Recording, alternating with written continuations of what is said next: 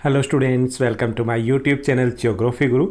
आज हम पढ़ने और समझने वाले हैं क्लास 10th एसएसटी सामाजिक विज्ञान की वर्कशीट नंबर 43 यानी कि 43 को।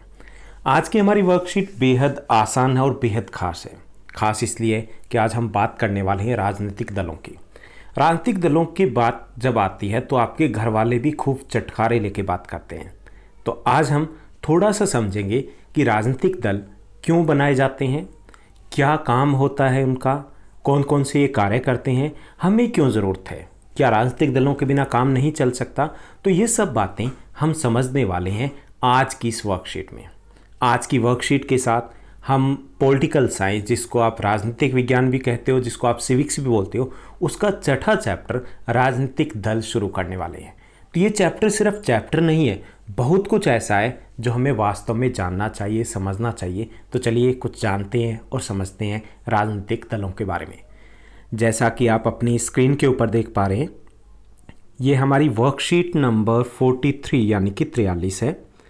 हमारा विषय एसएसटी सामाजिक विज्ञान है, जिसमें हम राजनीतिक विज्ञान, सिविक्स, पॉलिटिकल साइंस का 6 चैप्टर राजनीतिक दल है वो शुरू करने वाले हैं। आज की दिनांक है 13 अक्टूबर 2020 यानी कि 13 अक्टूबर 2020। सबसे पहले जानना जरूरी है कि राजनीतिक दल होते क्या हैं।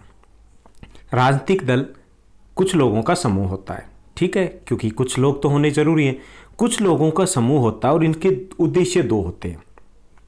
इनका उद्देश्य होता है एक तो चुनाव लड़ना और दूसरा है सरकार बनाना, यानी कि सत्ता प्राप्त करना, उसको हम कहेंगे सरकार बनाना। यानी कि राजनीतिक दल क्या हो गए? राजनीतिक दल कुछ लोगों का समूह होता है जिनका मुख्य उद्देश्य चुनाव लड़ना तथा सरकार बनाना होता है। अब आप देखिए, जितने भी राजनीतिक दल है क्या करते हैं? वो चुनाव लड़ते हैं। और क्यों लड़ते हैं? सरकार बनाना चाहते हैं। चाहे उनके सीटें आए कम, लेकिन चुनाव तो इसलिए लड़ रहे हैं ना कि सरकार बनाएं हम। राजनीतिक दल जो होते हैं उसमें 3 प्रमुख हिस्से होते हैं। 3 हिस्से होते हैं। उनमें पहला तो होता है नेता, जो बड़े लेवल के लीडर होते हैं, जो हमें टीवी में दिखाई देते हैं, जो रिबन काटते हुए हमें दिखाई देते हैं। दूसरे होते हैं सक्रिय कार्यकर्ता। सक्रिय कार्यकर्ता, यहाँ पे नेता है वो नहीं आएगा, मिसप्रिंट किया गया है। सक्रिय कार्यकर्ता क्या होते हैं? पक्के सपोर्टर होते हैं। फेसबुक पे देखिए, व्हाट्सएप पे देखिए, मतलब अगर उनको लगे ना, किसी को अगर नेता को उनकी पार्टी के कोरोना भी हो जाए ना, तो उसको भी वो पॉजिटिव बताएंगे। यानी लड़ने भिड़ने के लिए तैयार होते हैं कि हमारी पार्टी तो ने ये किया, आपकी पार्टी ने क्या किया। तो वो होते हैं एक्टिव, जो उनके मेंबर होते हैं, सक्रिय कार्यकर्ता उनको हम कहेंगे। सक्रिय कार्यकर्ता कहाँ मिलेंगे आपको? आपको किसी भी चाय की दुकान पे मिल जाएंगे, पान वाली दुकान पे मिल जाएंगे, और वो हमेशा बस अपने ही गाने गाते रहते हैं। तो राजनीतिक दल 3 हिस्से होते हैं। पहले तो नेता होते हैं, दूसरे होते हैं सक्रिय कार्यकर्ता, ओके, जो रैली वगैरह में आगे रहते हैं। तीसरे होते हैं अनुयायी समर्थक होते हैं। अनुयायी समर्थक वो होते हैं जो वोट उसी को डालते हैं, हालांकि वो एक्टिव नहीं होते कि रैली में जाना है या फिर हर जगह पे नुक्कड़ सभा में शामिल होना, ये उनका कार्य नहीं होता। तो एक पार्टी के कितने सदस्य, कितने कारक होते हैं या कितने हिस्से होते हैं? 3 होते हैं, नेता, सक्रिय कार्यकर्ता और अनुयायी या समर्थक। तो अब तक हमने समझा कि राजनीतिक दल है क्या और कौन कौन से लोग उसके हिस्से होते हैं, यानी कि एक दल के कितने हिस्से होते हैं। अब हम बात करते हैं राजनीतिक दल क्या कार्य करते हैं। वैसे कार्य करते हैं, वहाँ से ही हमें पता चलेगा कि हमें ज़रूरत क्या है। दोनों प्रश्न एक साथ हो जाएंगे। और इस चैप्टर का सबसे इंपॉर्टेंट क्वेश्चन में से एक क्वेश्चन ये भी है। आपके बोर्ड एग्जामिनेशन की बात करें तो इस चैप्टर में हमारे 3 बड़े क्वेश्चन बनेंगे जो बहुत इंपॉर्टेंट है, जिनके आने की संभावना ज़्यादा रहती है। तो उनमें से एक क्वेश्चन ये भी कि राजनीतिक दल के कार्य क्या है, ये उनकी आवश्यकता क्यों होती है। तो पहला जो आवश्यकता है वो है चुनाव लड़ना। अब देखिए, हमारे यहाँ पे क्या है? लोकतंत्र है। लोकतंत्र हमारे कौन सा है? अप्रत्यक्ष लोकतंत्र है। हम सीधे तौर पर डिसीजन नहीं लेते, जनता सीधे तौर पर डिसीजन नहीं लेती, हम अपने प्रतिनिधि चुनते हैं। ओके, प्रतिनिधि चुनते हैं ना, हम एमपी चुनते हैं, हम एमएलए चुनते हैं, वो सरकार चलाते हैं 5 साल के लिए। अब वो चुनेंगे कब? जब चुनाव होंगे। अब चुनाव होंगे तो कोई तो चाहिए ना चुनाव लड़ने के लिए। तो राजनीतिक दलों का प्रमुख कार्य होता है चुनाव लड़ना। चुनाव राजनीतिक दलों के बीच में ही होता है मुख्य तौर पर। दूसरा जो इनका कार्य होता है सरकार बनाना और चलाना। अब जिस दल को बहुमत मिल जाए, बहुमत का मतलब है आधे से ज़्यादा सीट, जैसे दिल्ली विधानसभा की बात करें तो हमारे दिल्ली में 17 विधानसभा की सीटें, तो बहुमत के लिए चाहिए आधे से एक ज़्यादा 36 चाहिए। ओके, तो अब जिसको बहुमत मिलेगा, एक पार्टी को मिल जाए या फिर जो जुगाड़ करके गठबंधन बना होता है उसको मिल जाए। गठबंधन क्या होता है? एक से ज़्यादा दल जब चुनाव लड़ने के लिए या सरकार बनाने के लिए आपस में समझौता करते हैं तो उसको बोलते हैं गठबंधन। तो अब जो गठबंधन हो या कोई दल हो, एक को भी बहुमत मिल सकता है या मिलकर के बहुमत मिले तो वही सरकार चलाएंगे। सरकार भी वही चलाते हैं ना। अब जैसे सेंट्रल गवर्नमेंट की बात करें तो बीजेपी की सरकार है, तो क्या है बीजेपी? एक राजनीतिक दल है। दिल्ली में आम आदमी पार्टी की सरकार है, तो सरकार कौन चला रहा है? आम आदमी पार्टी। और सरकार बनाना और उसके बाद उसको चलाना, तो पहला कार्य है चुनाव लड़ना और दूसरा सरकार बनाना और चलाना। तीसरा विपक्ष की भूमिका। अब जो दल चुनाव हार गए, सभी तो नहीं जीतेंगे ना, वो क्या करेंगे? वो विपक्ष की भूमिका निभाएंगे। लोकतंत्र में विपक्ष की भूमिका भी बहुत जरूरी होती है, क्योंकि विपक्ष क्या होता है? वो सरकार की नीतियों की आलोचना करता है। अगर कुछ भी गड़बड़ होती है तो आवाज़ उठाता है विपक्ष, जनता के सामने सरकार की कमियां लेकर के आता है विपक्ष। तो विपक्ष की भूमिका के लिए भी हमें राजनीतिक दलों की आवश्यकता होती है। यानी ये भी राजनीतिक दलों का ही कार्य है, जो चुनाव लड़ करके सरकार नहीं बनाते, वो विपक्ष की भूमिका निभाते हैं। उसके बाद एक कार्य और भी है, महत्वपूर्ण कार्य, वो है कानून बनाना। कानून कौन बनाता है? संसद। राज्य में विधानसभा। अब संसद में कौन है? संसद में सांसद है। सांसद यानी कि एमपी है। एमपी है ना हमारी संसद में। अब एमपी है तो एमपी कौन है? एमपी किसी न किसी पार्टी के सदस्य हैं। तो सरकार ये कह सकते हैं कि जो कानून बनाया जा रहा है वो कानून भी राजनीतिक दल ही बनाते हैं, क्योंकि वो जो एमपी बैठे हैं वो एमपी किसी न किसी पार्टी के तो सदस्य जरूर हैं। ओके, तो कानून बनाने का कार्य भी राजनीतिक दलों का होता है। उसके बाद जो छठा कार्य है, पांचवा कार्य है, वो है जनमत का निर्माण। जनमत का मतलब है जन मतलब जनता और मत मतलब उनकी सोच।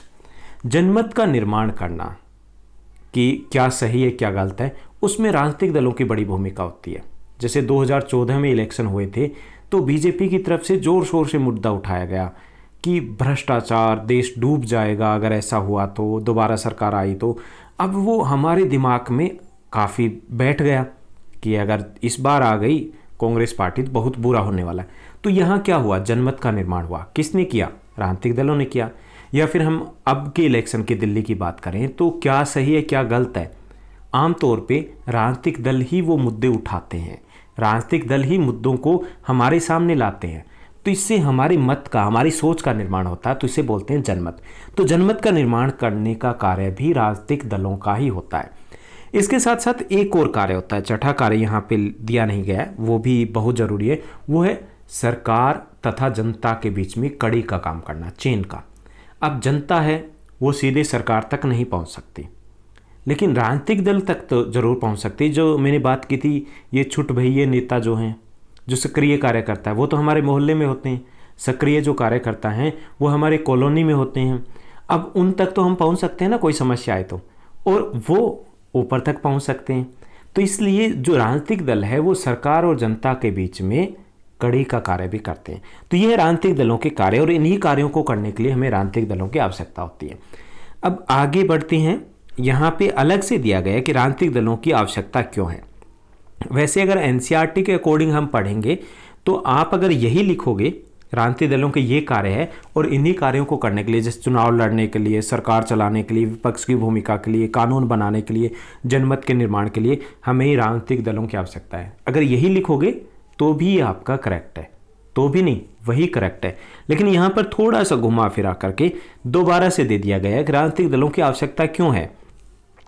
तो पहला जो ये है, ये दिया गया कि प्रतिनिधित्व पर आधारित लोकतांत्रिक व्यवस्था के लिए आवश्यक। अब ये भारी से शब्द दे दिए कि मतलब यही है कि चुनाव लड़ने के लिए हमें राजनीतिक दलों की आवश्यकता है। यानी प्रतिनिधित्व कैसे, चुनाव क्यों होते हैं? क्योंकि हमें अपने प्रतिनिधि चुनना है ना, अप्रत्यक्ष लोकतंत्र है। तो प्रतिनिधि चुनने के लिए क्या होगा? चुनाव होंगे। चुनाव कौन लड़ेगा? राजनीतिक दल। तो पहले में आसान सी शब्दों में लिख सकते हो कि चुनाव लड़ने के लिए हमें राजनीतिक दलों की आवश्यकता होती है, क्योंकि राजनीतिक दल ही चुनाव लड़ते हैं। मुख्य जो मुकाबला होता है वो राजनीतिक दलों के बीच में होता है। दूसरा, देश के प्रति उत्तरदायी सरकार के लिए। तो ये भी वही मुद्दा हो गया, सिर्फ भाषा चेंज कर दी यहाँ पर कि सरकार के गठन के लिए, कि जो राजनीतिक दल बहुमत प्राप्त करता है वो सरकार बनाता है और सरकार को चलाता है। तो हमें सरकार बनाने और उसको चलाने के लिए भी पॉलिटिकल पार्टी की ज़रूरत होती है। तीसरा, यहाँ पे सरकार की नीतियों पर अंकुश लगाने के लिए, तो ये भी वही बात है, सिर्फ भाषा चेंज हुई है।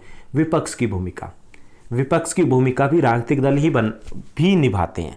विपक्ष की नीतियों की आलोचना करना, उनकी गलत नीतियों को जनता के सामने लेके आना कौन करता है? राजनीतिक दल करता है। तो आप यहाँ पे कंफ्यूज नहीं होना है, वही जो राजनीतिक दलों के कार्य हैं वही हमारी आवश्यकता है, इसीलिए हमें आवश्यकता है।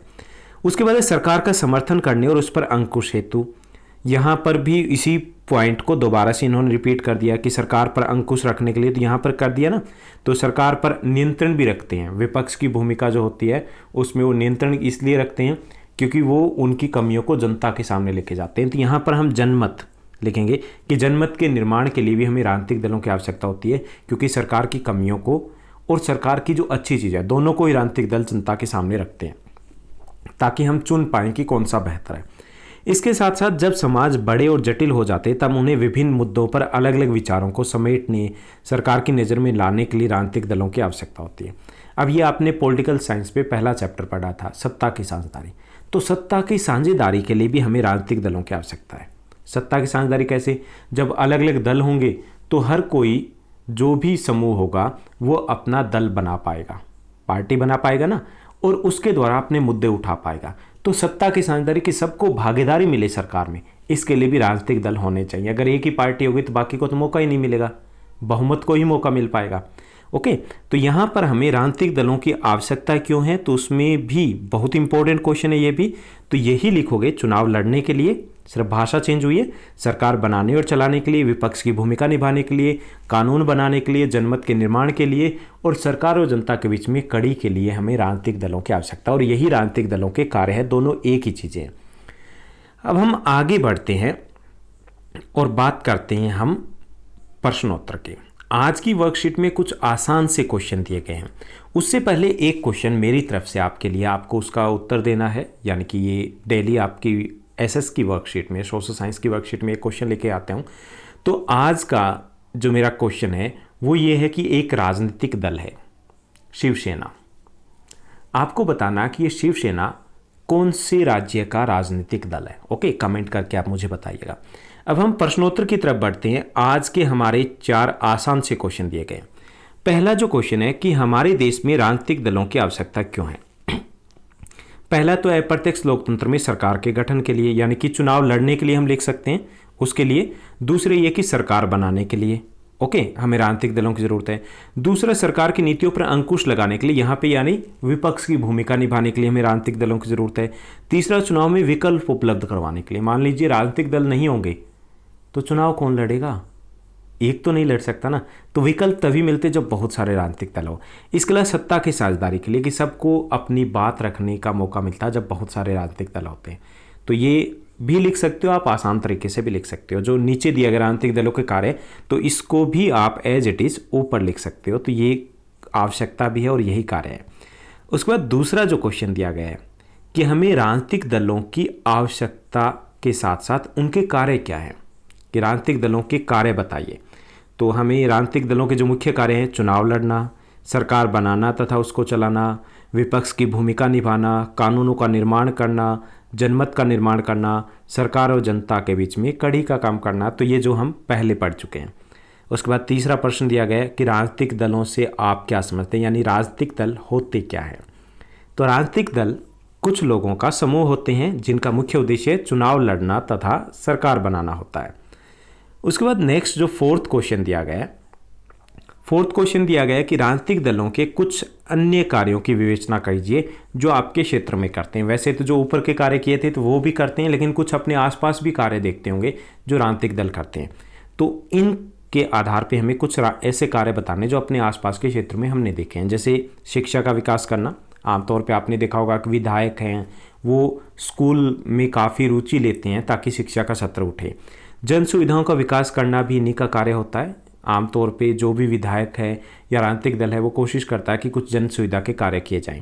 आम समस्याओं का निपटारा भी इन्हीं के द्वारा किया जाता है, उनके मुद्दों को उठाया भी जाता है।